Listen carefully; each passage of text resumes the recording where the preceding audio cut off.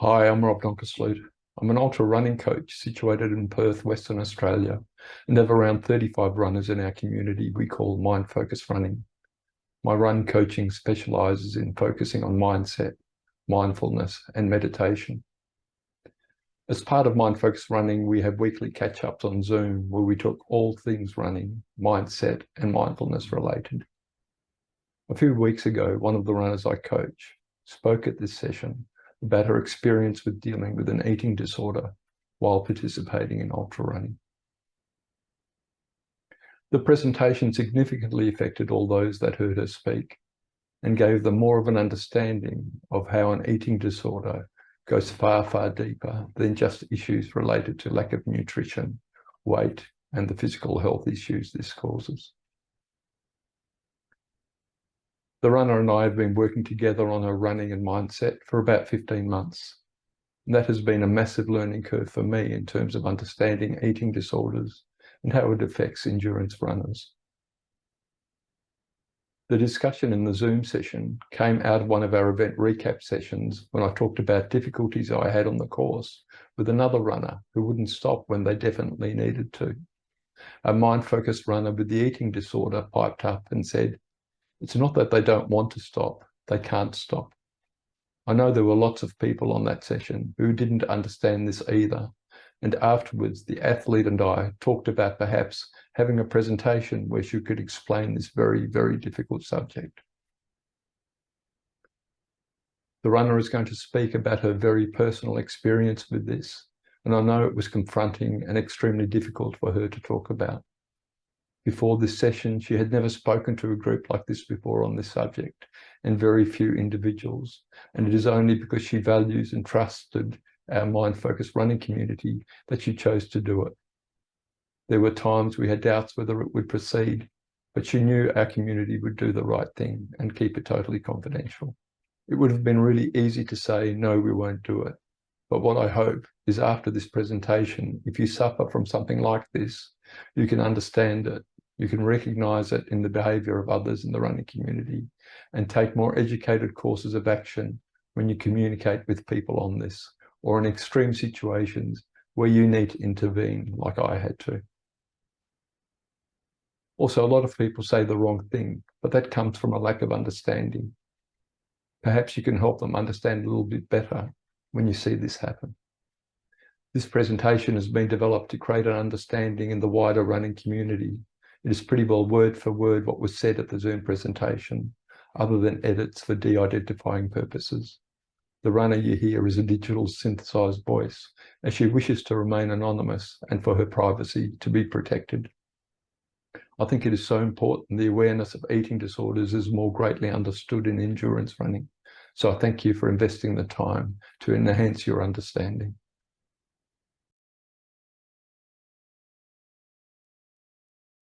Sorry, Rob's gone through this pretty thoroughly, but I've just got a few disclaimers as well. So you've got a presenter with lived and living experience with a chronic and enduring eating disorder. And we do have some discussion centered on ultra series events and athletes from within our community. So please be mindful to keep this discussion in particulars contained within this group, unless it's necessary for your own and others' well-being to discuss it. Healthcare professionals, I'm not one, and if you require assistance, please seek help from those trained to provide it. I've added a list of resources at the end of this presentation as well for you to reach out to. If you're concerned for yourself or any of your loved ones, please ask the question and seek professional advice. Early intervention is imperative and improves outcomes for all involved. Privacy and confidentiality is also imperative, as I'm discussing specifics and stories from my own personal experience and from others that I have known as suffering. Some of the topics discussed in this presentation might bring up a reaction in yourself, so please debrief in a suitable way if required with people you trust. And please note also this presentation is geared from a restrictive mindset, as that is what I have experience in. And I do believe that it is more relevant to our sport due to its involving discussions around exercise, food, dieting, and the extreme events that we do and take part in. So how this came about, Rob's done a fairly good job at covering this.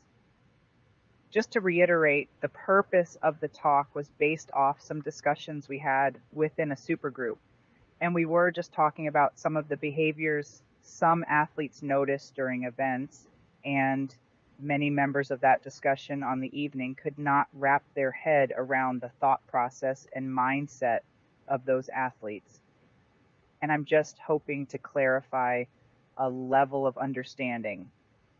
And so that everyone within our community, coaches, run directors, aid station volunteers, can have some insight and know what to look for and how to react. So watching what you eat, like most things, is good for you in moderation. To eat nutritious foods and feel comfortable in your body is a good goal. Eating is a significant part of life, and there is no way around it.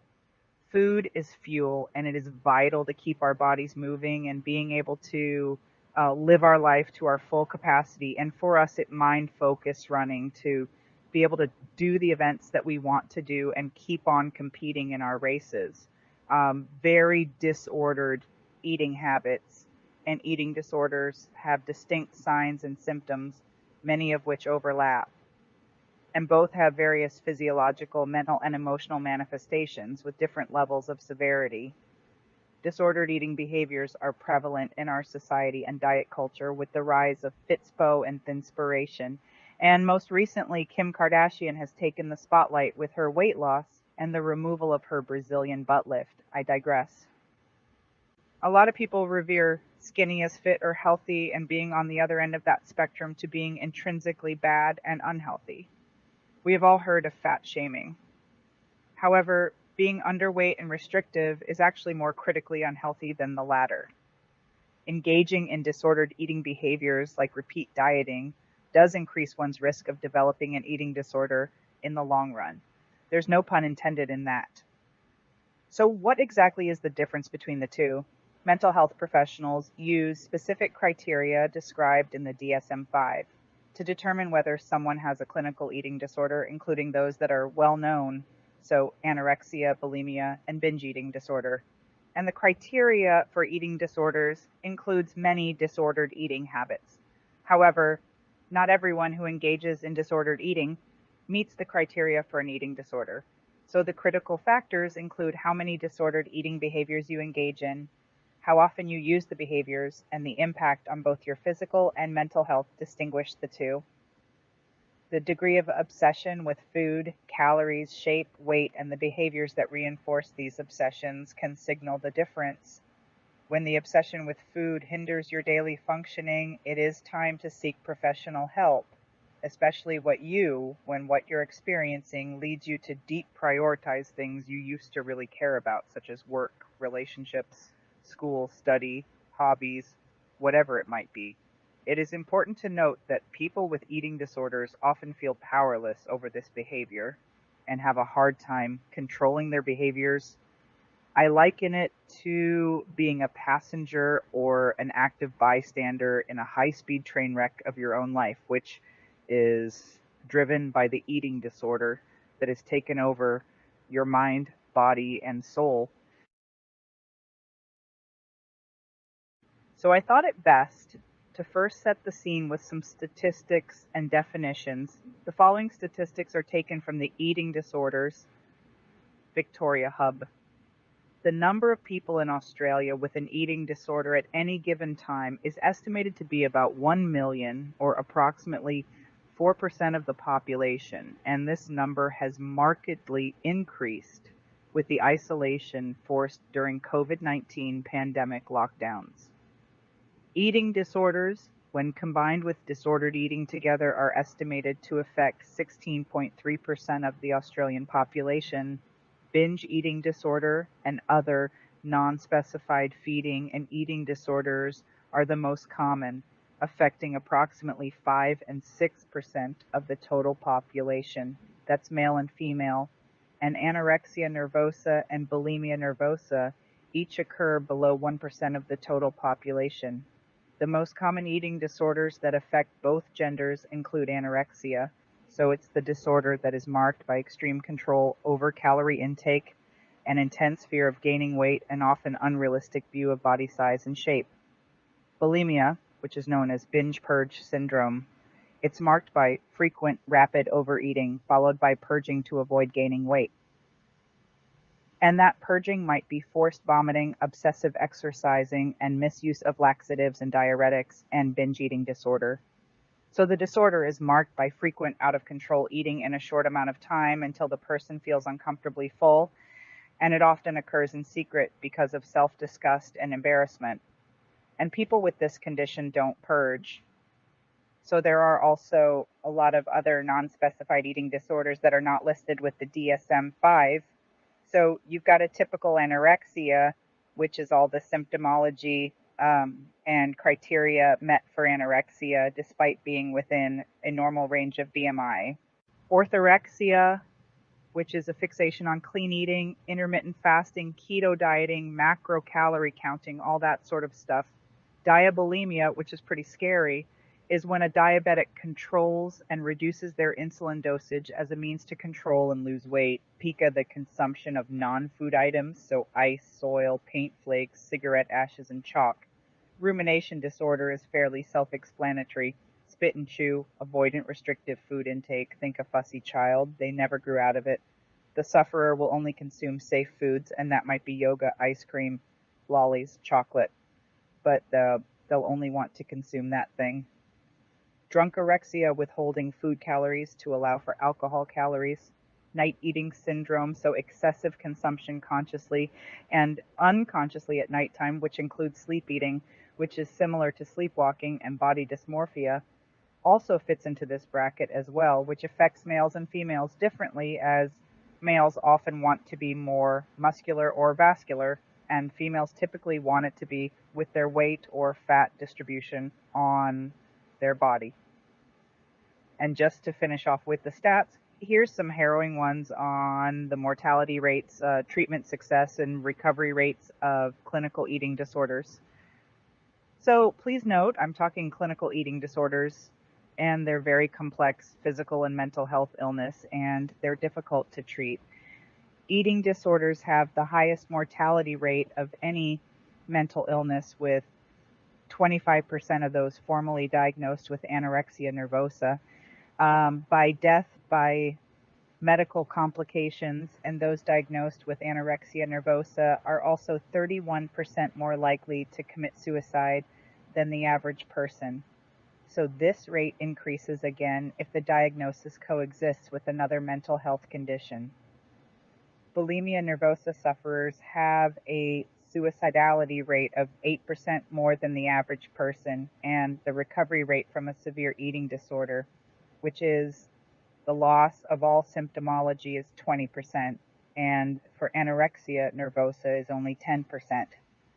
This rate is affected by early intervention and the duration of severity of the eating disorder. This is where the chronic and enduring eating disorder diagnosis fits in. So eating disorders are not a lifestyle choice, a diet gone wrong, or a cry for attention. I'm reiterating this because eating disorders are a very serious psychiatric disorder that often has medical complications. They can take many different forms and interfere with a person's emotional, physical, and social health. I'll deep dive into the warning signs, symptoms, and predispositions for developing an eating disorder in the coming slides. So what on earth does this mean for endurance athletes? And why am I talking about it now with a mind-focused running group? The exercise we do in ultra running is definitely a lifestyle choice, and the reasons why for us as individuals varies. Athletes are at a higher risk of developing eating disorders, and eating disorders are most common in athletes that participate in the following sport: ballet and other dance, figure skating, gymnastics, running, swimming, rowing, horse racing, and wrestling, and boxing. So some further statistics for you. The prevalence of disordered eating and eating disorders in athletes jumps up from the general public percentages to 0 to 19% in male athletes and 6 to 45% in female athletes. And this is generic statistics for athletes. I have a feeling that these numbers are actually greater in running and in ultra running again, due to how much we push our bodies and minds to the limit. We all know that one of the many benefits of running is that it is a means to control body weight. Running burns extra calories due to its cardiovascular strain and impact on our bodies when we engage in the motion of a run, which means many of us use running to stay or get into shape. Think of all those couch to 5K plans or the next challenge on the ladder. For example, I've done a 10K, so now half marathon, now marathon, then the sky's the limit. Let's do a 200 miler. Exercise addiction is a very real thing, and people with an eating disorder are almost 4 times more likely to become addicted to exercise. I just wanted to make note of a few athletes within ultra running who have personally discussed their experience with disordered eating and or an eating disorder. Lucy Bartholomew, Tom Dade, and Hanny Alston, just to name a few. So my story began in swimming, and not many people know that I was an elite swimmer before I ever was a runner. Exercise and sport has always been a huge part of my life.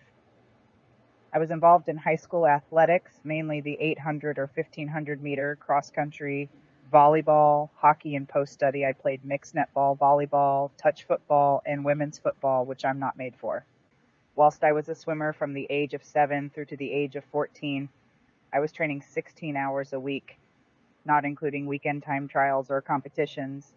There were strict rules on wearing skin-tight bathers to be streamlined to the point of them having to be cut off us past post-competition. We had cameras on us taking underwater videography of our form and stroke. Skin folds and fat percentages were regularly recorded, along with coaches criticizing our bodies and our efforts. Our reward for me doing a PB was a Subway 6-inch rather than a Mac Happy Meal or whatever else kids get, just for being kids. I wasn't allowed to find out my times until I had completed a set of stringent cool-down exercises in the pool and out of the pool. I was bullied for my shoulders, despite in reality them not being that broad at all. And during all of this, you were stuck alone with your thoughts underwater, face down, staring at that godforsaken black line. So what do I mean by exercise addiction? Several characteristics distinguish healthy, regular exercise from exercise addiction. Firstly, exercise addiction is maladaptive. So instead of improving a person's life, it causes more problems.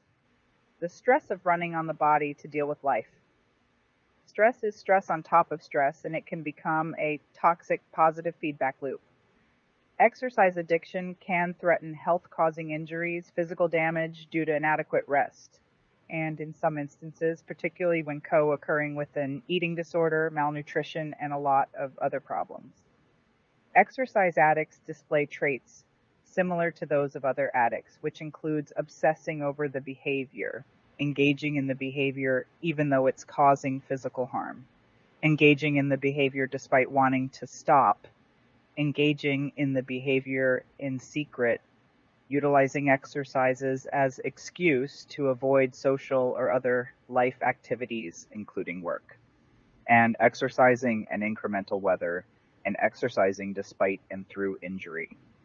Exercise addiction is probably the most contradictory of all addictions, as well as being a widely promoted health behavior, important in the prevention and treatment for a range of other ailments, as well as mental health problems, including depression and anxiety. There are several similarities between exercise addiction and drug addiction, including effects on mood, tolerance, and withdrawal. Neurotransmitters in the brain's reward system have been implicated in exercise addiction. For example, dopamine plays an important role in the reward system, and regular excessive exercise has been shown to influence parts of the brain involving dopamine. So, like other addictive substances and behaviors, exercise is associated with pleasure and social, cultural, subcultural desirability. People who develop exercise addiction tend to be inflexible in their thinking, similar to people with other addictions, and this can reinforce that pattern. So helping them to exercise more regularly and more frequently. Research has also shown that people at a high risk of developing exercise addiction are supported in that exercising by family and friends. So in the classic pattern of addiction, exercise addicts have to increase the amount of exercise to re-experience feelings of escapism and the natural high that they had previously experienced with shorter periods of exercise. And they report withdrawal symptoms when they're not able to exercise and tend to go back to high levels of exercise straight away after a period of abstinence or injury. So while many reasons for exercising are shared among exercises, whether they're addicted or not, health, fitness, weight management, body image, stress relief, exercisers who are not addicted cite other reasons that exercise addicts do not share, such as social enjoyment, relaxation, and time alone. So a central function of exercise addiction is the sense of control over mood, the body, the environment that exercise provides. It also provides a sense of structure, and people who are addicted to exercise tend to miss out on family, social, work environments, and tend to neglect work, school, and personal responsibilities because of the need to exercise. So why are athletes at a higher risk of developing eating disorders, including that exercise addiction? We have the perfect storm here in our sport of ultra running. One reason is that athletes may be under a lot of pressure to maintain a certain body weight or body composition in order to improve their performance. So we're so blasé about talking about ideal running weight, race weight, drop a few kilos. To some within our community, this discussion is just not appropriate. This pressure can come from coaches, teammates, or even athletes themselves. She looks like a runner. Oh, wow, you don't look like a runner. And additionally, athletes might be more likely to compare their bodies to those of their teammates or competitors, which can lead to them feeling insecure or inadequate. I'm not quick enough for you, or will you even survive out there? Another reason is that athletes might be more likely to engage in disordered eating behaviors, such as restrictive dieting, in order to control their weight. So there's a value placed on the weight loss for running. So I need to run to keep the kilos off, or I've got to work off the holiday kilos. We're also in an environment where there is a strong emphasis on discipline and self-control. I can have a piece of cake after I've completed my workout, as I will have earned it. Or one more lap. Keep on pushing. Need to finish. It's failure if I DNF. We also might feel that being judged based on our physical appearance and may feel pressured to conform to a certain body shape or weight. This pressure can lead to an unhealthy focus on food and weight, which can contribute to the development of an eating disorder. If I'm not at race weight, all the podium runners are lean and small. I'm not enough. I don't deserve to be here. Even I'm a fraud, and I'm not a good runner at all. I'll dive into that thought process a little later in this presentation. Just came across a roundtable discussion from Runner's World. For example, one question they asked was, what's your reason to run? And I'm sure you're all thinking this in your own minds right now. The number one reason amongst men and women alike was to stay physically healthy, followed shortly after by to stay mentally healthy, and for fun and enjoyment. And the fourth most populous reason was to manage or lose weight. Other ideas that stood out from that same survey was to the question, have you ever run on a rest day or run hard on an easy day in order to burn more calories? 56% of women said yes, and 47% of men also had done so. And then to the question, have you ever increased your exercise beyond your normal routine, specifically to burn off calories you felt you'd consumed? 71% of women, yes. 57% of men had also done so. So now, knowing this information, please do not self-diagnose, but do seek help and professional guidance if this has raised concerns for you or for people you know. I'll attach a link in the chat for my Focus Running Sangha. And there is hope. The Australian Institute of Sport is actually doing a lot in this space. Just wanted to touch on red S briefly. Sorry, red S refers to relative energy deficiency in sport, and it is exactly what it sounds like. It was previously called the female athlete triad and is characterized by low energy availability due to being a calorie deficit. Red S manifests in a variety of physical and psychological symptoms, which unfortunately often go unnoticed, creeping up in the form of benign goals and general fatigue. It's unlikely to sound any alarm bells at first. These seemingly minor symptoms are in fact indicative of the body slowly breaking down. The biological processes become depressed when we're running hard and long, when there is not enough energy in the system. Digestion slows, resulting in bloating, discomfort, and IBS systems. So we've all experienced this somewhat during long races. A key symptom of red S in female runners is amenorrhea, or the absence of menstruation. Excessive training and restrictive eating leads to lower body weight, which can result in faster times. The detriment of these behaviors is obscured by the immediate benefits. More PBs, more medals, more acclaim, whatever it might be. It's not an invisible illness. It waves at us in a bunting of red flags. But we live in a society warped by messages like no pain, no gain, or eat less, move more. It's easy to view physical hardship as fundamental to making any progress in sport. And I don't want to omit males from this discussion. However, the reproductive suppression is not as evident as in females. However, it still wreaks havoc with reduced testosterone levels and muscular degradation. So now back to eating disorders and how they coexist with exercise addiction and in our sport of endurance running. What do we look for in terms of warning signs with regards to behaviors within ourselves and within others? So preoccupation with food, weight, and appearance, repeatedly expressed concerns about gaining weight, increasing criticism of one's body, complaining of always being cold, extreme mood swings, social isolation and withdrawal, preoccupation with food, calories consumed, or watching others eat and asking about it, adjustment of life schedules to accommodate meal or exercise rituals.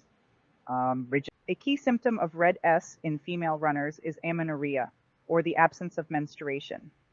Excessive training and restrictive eating leads to lower body weight, which can result in faster times. The detriment of these behaviors is obscured by the immediate benefits. More PBs, more medals, more acclaim, whatever it might be. It's not an invisible illness. It waves at us in a bunting of red flags. But we live in a society warped by messages like no pain, no gain, or eat less, move more. It's easy to view physical hardship as fundamental to making any progress in sport. And this is a scary shit here. This is how a primarily psychiatric disorder manifests as a physical disorder.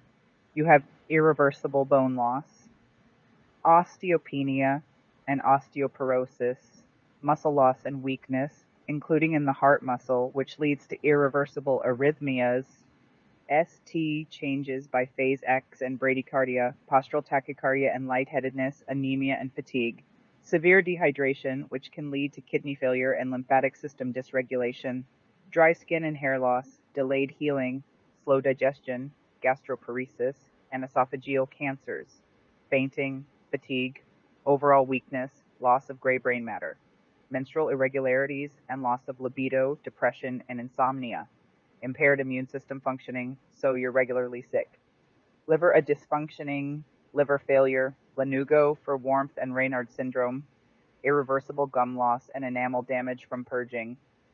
There are many more reasons, and it is an illness. It's not just a situation. So I just wanted to go over how it specifically affects the brain and the neurobiology of what eating disorders can do to the brain. Scientists are discovering more and more about how eating disorders, anorexia, bulimia, and binge eating disorder affect our brain. While there is still much to be learned, as very clear that our patient's nervous system is negatively impacted when they have restrictive behaviors, research has found that eating disorders may cause disruption in neurotransmitter behavior, an increased risk for adolescents to develop neurological issues into early adulthood. Parts of the brain actually undergo structural changes, and abnormal activity during anorexic states have a reduced heart rate, which could deprive the brain of oxygen. nerve-related conditions including seizures, disordered thinking, and numbness or odd nerve sensations in the hands or feet, a weakened response in the brain. Regions that are part of the reward circuitry are shrinking in the overall size of the brain. Adverse effect on emotional centers of the brain, which may lead to further depression, irritability, and isolation. Difficulty thinking, switching tasks, and setting priorities. Your brain just doesn't work as it's meant to. So there is no one specific personality type that is more susceptible to developing an eating disorder. They can affect people of all ages, genders, and backgrounds. However, certain personality traits and coping mechanisms have been found to be associated with an increased risk for developing an eating disorder. Some of these traits include perfectionism to having higher personal standards and a tendency to be critical of oneself, negative body image, having a distorted perception of one's body and feeling dissatisfied with one's body shape and size, impulsivity, so acting on impulses without considering consequences, difficulty with emotions, so having difficulty identifying and expressing emotions and using food or exercise to cope with said emotions. Trauma, a history of physical or emotional abuse and other traumatic experiences, competitiveness, or being an athlete in a weight or shape-centered sport. Eating disorders are complex and they have a variety of causes, including some of the following environmental factors too. So having a parent or sibling with an eating disorder, having a history of an anxiety disorder, in spirit, experiencing teasing, bullying, or weight stigma defined as discrimination based on your weight. Exposure to social media messaging related to the ideal body shape or size. And interestingly, recent research, including twin studies, genome studies, and familial aggregation of eating disorders, indicates genetics actually do play a substantial role in the cause of eating disorders. Their heritability estimates range from 22 to 76% in anorexia, and 52 to 62 for bulimia, and 57% for binge eating disorder. So, as mentioned earlier, the thought process is not dissimilar to other addictions, and it often takes the form of a vicious cycle or positive feedback loop as you descend into the depths of an eating disorder. It's like being taken over by a constant negative thoughts, particularly about oneself. Many people refer to this as an eating disorder voice, which is super critical, relentless, and intrusive. It makes you feel pitiful and low and never good enough, which pushes people to restrict, binge and purge to compensate. So bad things happen in life. People with eating disorders often feel like it's their fault. They're the first to blame themselves if anything goes wrong. Such feelings can even delay initial contact with the GP, like they don't want to feel like a burden and waste their time, and reaching out to people in general, as self-blame is internalized to be. I should be better. I'm not a good friend, or I'm not a good runner, and just get over yourself. My feelings are invalid and I'm not sick. Restriction is a means of control. And often the eating disorder is described by sufferers and those who have suffered one as the only thing that sufferers could control. Some call it my thing that they didn't want to let other people in on. An eating disorder was something that was just for them and not for others to decide. Sometimes people feel that it's a way to escape and it helps them cope. So fitting in with that control mechanism and the can't stop mentality, which is driven by the eating disorder voice, whether it be can't stop eating or can't stop running, you have intense feelings of guilt or shame overcome you after the events and the completion of the behavior because you know you shouldn't be doing it. As part of that same negative mindset, people often feel like they don't enjoy enjoyment or pleasure. Their eating disorder can often become a form of self-harm. People with anorexia sometimes described restricting their food intake as a way of punishing themselves, often thinking that pleasure meant failure and that by restriction of food, this was also restricting the fun that was not deserved to be had. There is no sense of relaxation and rest with a hypervigilant eating disorder in play. Like many mental illnesses, eating disorders thrive in isolation and are perpetuated by secrecy, taboo, and stigma. If I haven't touched on it enough, eating disorders are a maladaptive coping mechanism, a means to take control when your world is apparently out of control. So I defy my eating disorder by presenting this. She thrives in isolation, where she's the sole driving force of control in my life. She is a narrative and seeks to diminish everything else joyous, and that can bring me happiness. And I don't talk to people, and I isolate myself because I don't want others to worry about me, like family members and friends. And I, like many other sufferers, feel the need to be perfect in everything I do and never let people down. Many sufferers, myself included, see the eating disorder as a part of themselves, and it's something that belongs to them, and is an aspect of themselves that they can't lose control of. So subsequently, we don't want to let others into it. It's so lonely, and all I really need is connection and support and help. So a big example of this is signing up to events and not telling people out of fear of judgment because I'm not well enough to do it, or by not electing crew so that we can be screwed alone and have no one following us down that deep, dark rabbit hole of delirium that the restrictive malnourishment brings. We also get very skilled at learning how to hide our eating disorders so they can continue. Wearing loose clothes to disguise weight loss, telling lies about what we've eaten, if we've eaten at all. Elaborate ways of making it look like we had even or hide it. Hiding evidence of binging, avoiding cameras, mirrors, reflections, and social interactions involving food and people. The eating disorder can perpetuate until external symptoms give it away, where it has nowhere left to hide. It wears down sufferers to the point of nothingness, and we've become a slave to the base in our minds. So, living in a world where thinness is seen as a trophy of success, it's hard for many people to see. While living in the depths of an eating disorder is awful, we hide it until we can no longer. Many sufferers have eating disorders long before and long after. It is evident that they do. Eating disorders have no look. The symptoms are varied, and medical complications can ensue if the individual is even in a healthy or overweight BMI category. I've had friends tell me that they wish they had the same willpower as me so they could be skinny or run for hours on end. People have asked me what my secret is to having a good body, and then when they realize the secret is a result of years of starving and malnutrition, they suddenly romanticize anorexia, failing to realize the reality of the illness and the psychiatric and medical complications that come with it. I see you running everywhere, says everyone around my suburb. You must be so fit and healthy. And I wish I could scream that this is nothing to applaud. Do you praise someone for self-sabotaging with drugs and alcohol? No, then there really is no difference between the two. I've had nurses and doctors in emergency departments asking me on tips on how to lose weight and telling me that my low heart rate is due to my fitness. Yep, hold the phone whilst I go around 30K without food and water. And then do you say the same? What I want you to know is that eating disorders have nothing to do with willpower.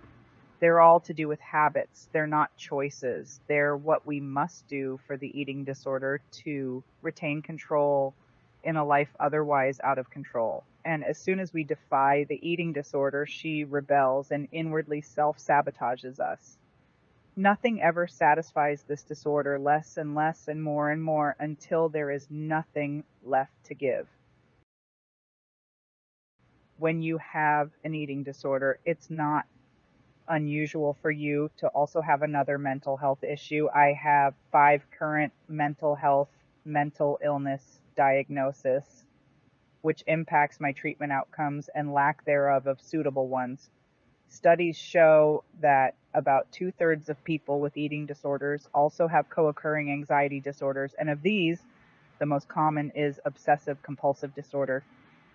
Both people with eating disorders and people with OCD experience intrusive thoughts and compulsive actions. But for those people who only have an eating disorder, these obsessions and compulsions are typically limited to thoughts and actions related to food and weight. For example, they might engage in excessive exercise or repetitive calorie counting. I must walk 10,000 steps before I can take a bite of food. All foods consumed must be less than 10 grams of carb or less than 150 kilocalories total.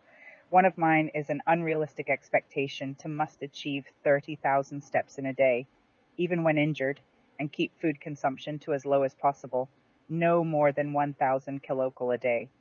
They might also engage in ritualistic behaviors such as body checking, avoidance, and frequent weighing. It's a big reason why I don't have my camera on typically when I'm on Zoom, because I hate hearing my voice on playbacks and I hate looking at myself. I send all of the hatred inwards and judge myself most critically. The difference is that people who have an eating disorder compared to OCD do not view the thoughts and behaviors as problematic. With an eating disorder, the thoughts and behaviors helped maintain the condition and aligns with the eating disorder.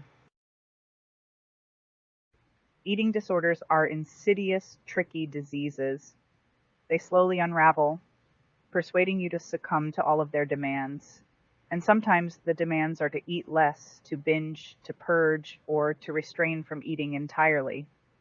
When an eating disorder takes over, just doesn't command your diet, it takes over your brain, behavioral patterns, emotions, and decisions.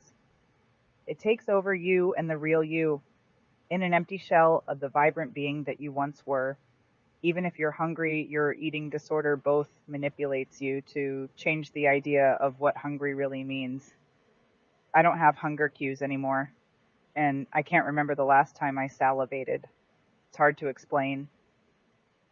I smell and can appreciate the scent of fresh bread cooking when I pass a bakery, but it no longer persuades me to want to consume it. Eating disorders take all of the joy out of life. Psychologically, an eating disorder like anorexia can provide a sense of mastery over your body.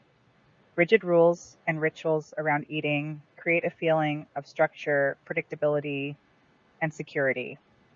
You might feel that you're handling life well because you are able to make the changes you want to see in your body, even if those changes aren't healthy. And when you break those rules, the impact is extreme guilt and shame. I feel that many people have experienced this in some way, the all or nothing approach. Oh, I had one cookie. Damn, there goes my diet. Or might as well eat the whole packet now. Or shit, I'm so stressed at work. Sorry, I ate a whole packet of potato chips. I don't even recall how. So for most people, negative energy balance, so expending more energy than you consume is an unpleasant state. Negative energy balance, even in the form of a delayed meal, can lead to hunger, grumpiness, irritability, shakiness, cognitive fuzziness, anxiety, and low mood. Because of these generally unpleasant feelings, many people try to avoid that negative energy imbalance. The story is quite different for people prone to anorexia. For them, negative energy balance can be a dangerous biological trap. This is what hangry is, right? Someone please inform me. I've never experienced it. So for a few, they find out they actually feel better under this negative energy balance condition. The diet feels good. We feel calmer. The anxious chatter in our heads diminishes if we're not fed. And it diminishes enough to suggest that might be an escape route from pervasive discomfort which we've been living. The positive biological reaction to negative energy balance lures people into continued and escalated dieting in a quest for paradoxically improved sense of well-being. It is simultaneously both seductive and destructive. It's seductive because of the promise of calm and control it holds, but it's destructive because it has the power to kill you.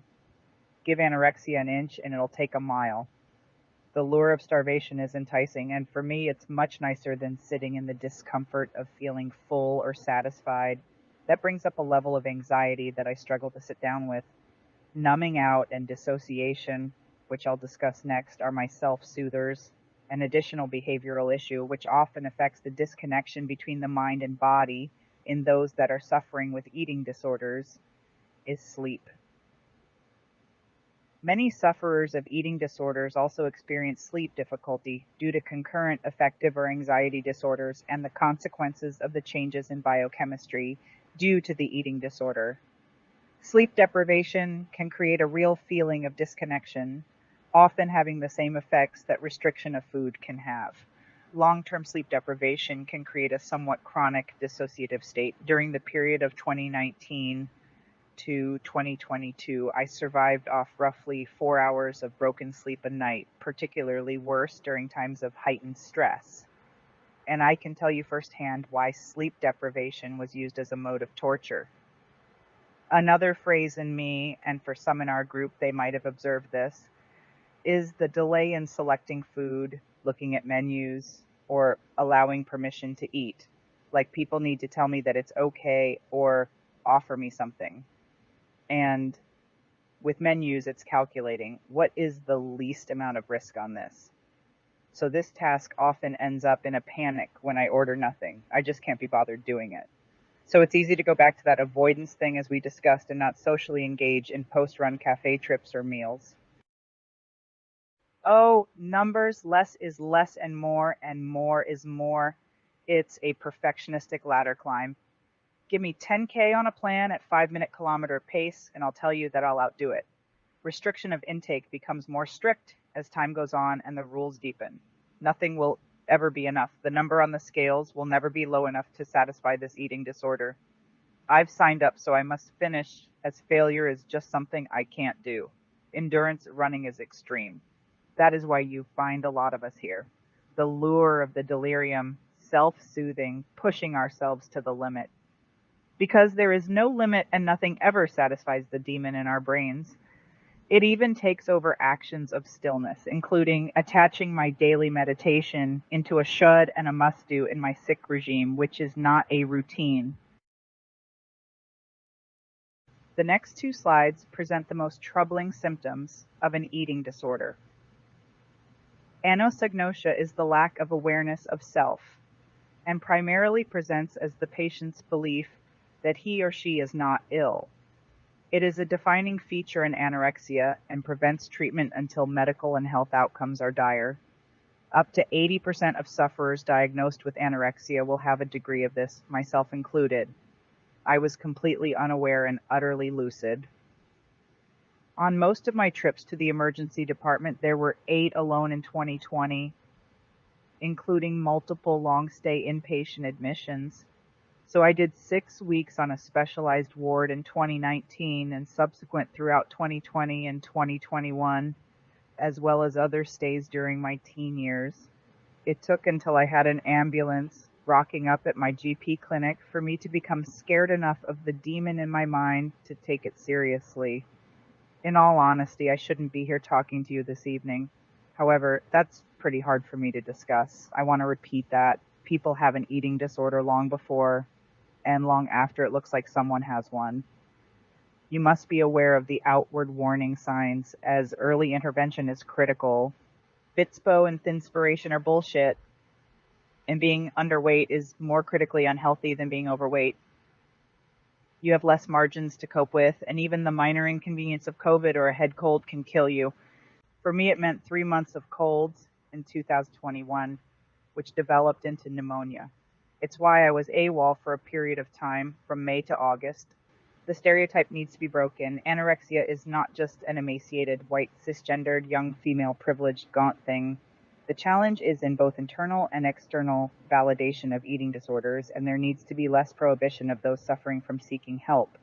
I'm sick and tired of the imbalance, as I still to this day receive commentary which is praise in my disorder combined with contradictory statements like my twig arms will snap in the wind, or you'll need ankle weights to keep you down, or you're going to blow away.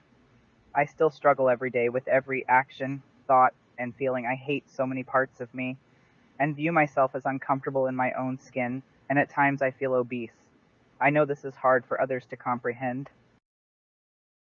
Quasi-recovery is possibly one of the most difficult parts of eating disorder recovery. It is a way where you can function through life, but you're still trapped by the eating disorder's rules and behaviors. I'm a fraud, and I always will be, because I can't envision a future, let alone a future without anorexia, and I feel hopeless. So I'm hoping Rob might be able to talk to this slide, and he has already touched on it a little bit differently. So how does a coach deal with someone that has the warning signs or potentially has been candid enough to tell their coach they have an eating disorder? So from a coaching perspective, it's very, very challenging at times. And the more my understanding has grown, it has become easier over time. But at the same time, it can also be immensely rewarding. So we'll always do significantly more than the plan. She runs every single day, 7 days a week, 31 days a month, 365 days a year. It doesn't matter what I write in the plan, to a degree. So when I started coaching, I treated her like any of you, and the plan's very much the same. So 5 days a week running, 2 rest days, some walking. But what you start to realize is that I might write rest day, but what comes back in final surge is an hour and a half at 5:10 pace. I might write a walk steady for an hour, and what comes back is an hour and a half at 5:10 pace. It doesn't matter. So one of the things I really value is, I think over time, the level of trust between us has really grown. And I think she reports reasonably accurately what actually happens in terms of, what she does. So when I write a plan for now, I write a plan for 7 days a week, because I did 6 months of writing rest days and never one being taken. So what's the point? You might as well allow for it. Yeah, because when you allow for it, then I can sort of even it out over the week. So long runs aren't as long as you would normally have if you're only running 5 days a week. Her instinct is always to be super competitive. And the first race that we did together was when she ran last year. And that took a lot of control. And we talked about it, and we talked about how she was going to need to keep the pace down and be smart about it. And I was at most of the aid stations when she got there, and she actually listened, and the eating disorder that day didn't rule. And I'll always remember at that last aid station, I think there's about 10K to go or something. And I said, you can run now. And she said to me, "What, you mean I can run as I want?" I said, "Yeah, you can." And she had the biggest smile on her face and took off like a rabbit, and really enjoyed the last 10K. And I was just so pleased that day. So I think that's one example of where I think the coaching does have a little bit of impact. And I think people can potentially look at sort of our situation and say, like, why do you bother? Isn't what you're doing dangerous? But the way I look at it, if I wasn't involved, it would probably be more dangerous. And a good example was last Sunday. So, like, I don't even go there in terms of saying you shouldn't do that, because I know it'll be absolutely ignored. And if that was the attitude that I took, she'd just shut down and she'd do it anyway. Yeah. So it's the same thing so we need to put controls around it so it becomes a safe thing. But yeah, last Sunday, so she also never walks, always runs. And we've had discussions, and you're not going to be able to run 200 miles. You're going to have to walk. And late last year, she thought it'd be a good idea to do 12-inch just as a solo thing. And I thought she'd get a little bit too competitive in her own head doing that. So we decided on a 10-hour hike would be a good idea. And the date set for that was last Sunday. And then, the extreme temperatures started to happen. And I think it was about Thursday or Friday, I started texting saying, I don't think it's a good idea. This isn't the weekend to do this 10-hour. So that's the thing, right? Like if I write 10 hours in the plan, it's fixated in its mind, and trying to get it back is nigh on impossible, and so this conversation went backwards and forwards for days. And she ended up, and there was a group run going on, and I said, just go and do the group run, and that's it. And then on Sunday, I went and did my own run, but I knew she was out there, and I wasn't sure what she was going to do. Like the worst case scenario would have been, rather than a 10-hour hike, a 10-hour run comes back. But she did the 3 hours, and then she hiked for 3 hours afterwards. And the average pace of the 6 hours she did was about 10-15 pace, which is the slowest I've ever seen. And for me, that's a real breakthrough, control. It was fantastic. Later that afternoon, she messaged me and she said, I want to go and finish it. So the compulsion was still there. But we talked about that as well. She didn't do it. So in the end, we didn't do any harm, which was a great outcome. So I like to think I do have a little bit of a positive influence. And Sunday, I think, are good examples. So rather than think, why bother, I just need to remind myself that coaching is just totally different to coaching most other people. And what would be the outcome if I said, no, I don't want to do this anymore, and yeah, I definitely never feel that. And hopefully that's giving you a bit of a feeling of what she's about when you see her running, or when you're running with her, which I know a lot of you do. And I think Kelly made a great comment on Monday after the presentation, where she said that after the 3-hour run at Walyunga, Kelly wanted to refill her hydration with water that Kelly had, and that Kelly managed to convince her to do it. But when that happened, Kelly hadn't seen this, right? She didn't know the background.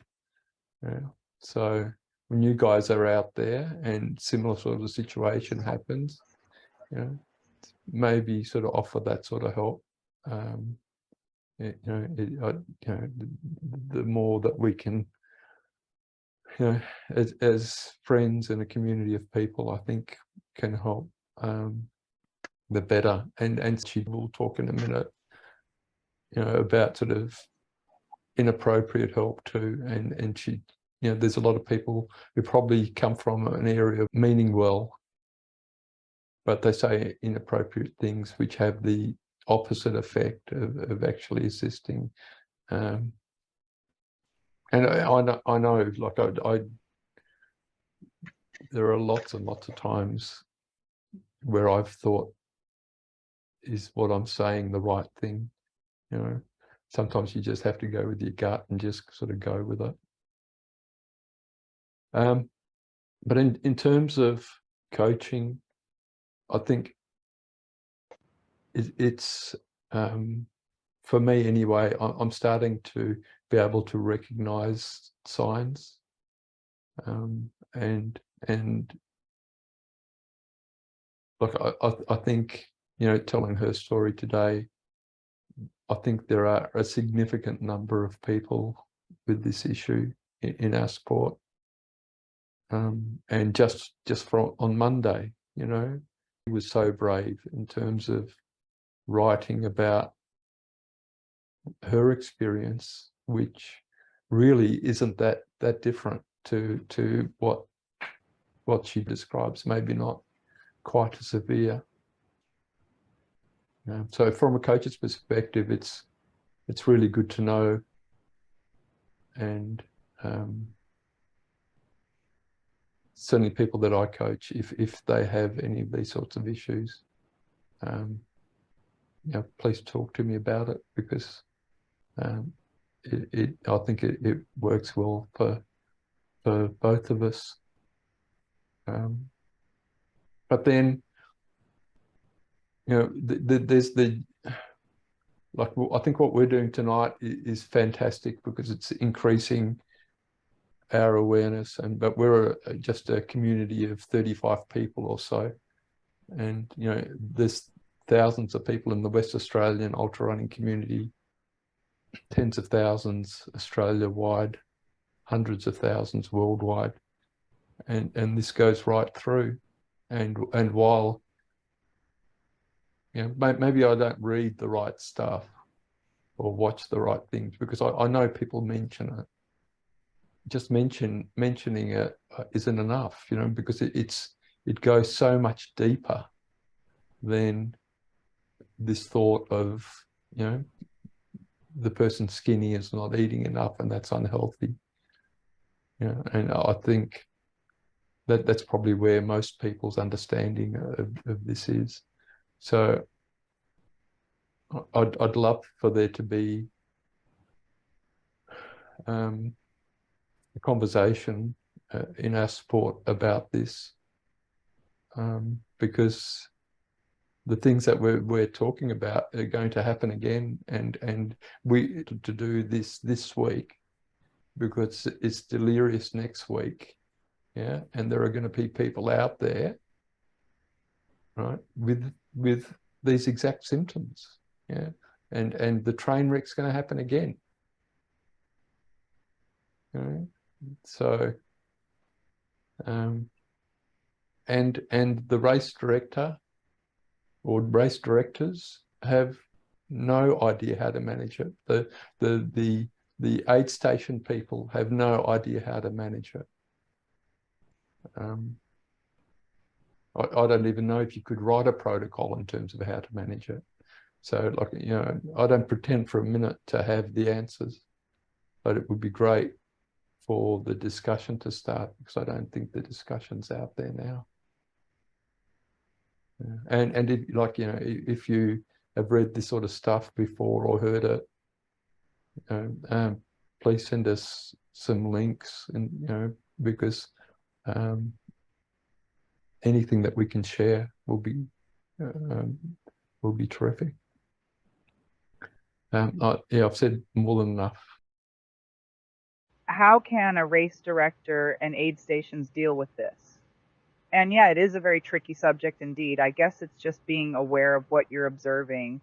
So the risk, changes in behavior of the athlete, their physiology, like their mood, like, do we have a disclaimer on registration form, like you would say someone has heart disease or diabetes or something else? Like, do you have a history of an eating disorder or mental health condition? It's a hard one, because then the onus is really on the athlete to be vulnerable enough to share that, because we can well and truly lie and hide it, right? But what is the point in doing that? Because then no one really gets ahead. And then also, like, when do you actually disqualify an athlete? Like, what stage is it deemed medically that they are dangerous to themselves and are a danger to being out there? And aid station chiefs, like, I know there were issues at a recent 100-miler, particularly around this. Like, how much control do you give a station chief? So it really is a discussion for us to have as a community at large. And then I just had a few additional slides to wrap it up.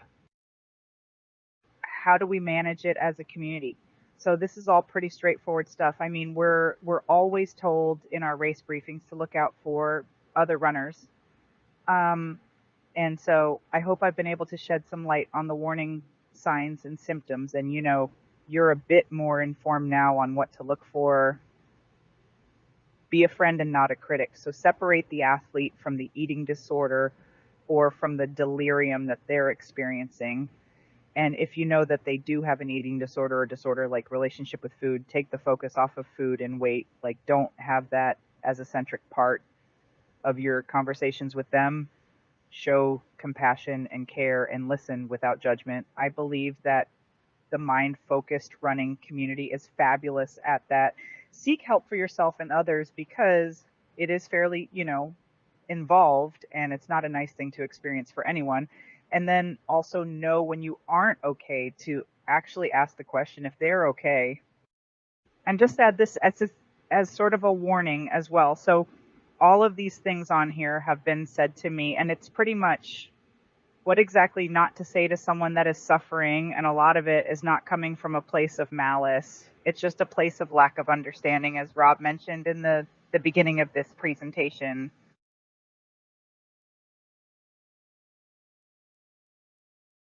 And just finally, with resources. So if anything in tonight's discussion has affected you in any way, shape, or form, please reach out to the following resources. Just wanted to say thank you for Rob for allowing me the opportunity to discuss this. And I mean, how does the coach deal with it? Rob is really the only coach that I'd ever have coached me if I were to go under anyone else. Like, and they were to apply rigid with rigid, it would break me or I would break myself. And the way Rob coaches with mindfulness and the meditation practices, he's the only coach I would have. There would be no other coach that I'd go with. So it would be thank you again. And, you know, as I've said in the chat as well, this whole group owes you so much and so grateful for what you've created. Look, I'm just so grateful to you for putting this together and being so hugely brave to present. Yeah, look, I think it's a fantastic step, and you know, like I was worried about it, as you know, and I think I said to you, I don't want you to do this if this is going to do more harm, and It's not harm. It's just that it feels like it's losing control by me talking about it, which is stupid, but also me saying it's stupid isn't helpful. All right, thanks guys. I think we've done the exact same time that we did on Monday, so thank you for all for attending.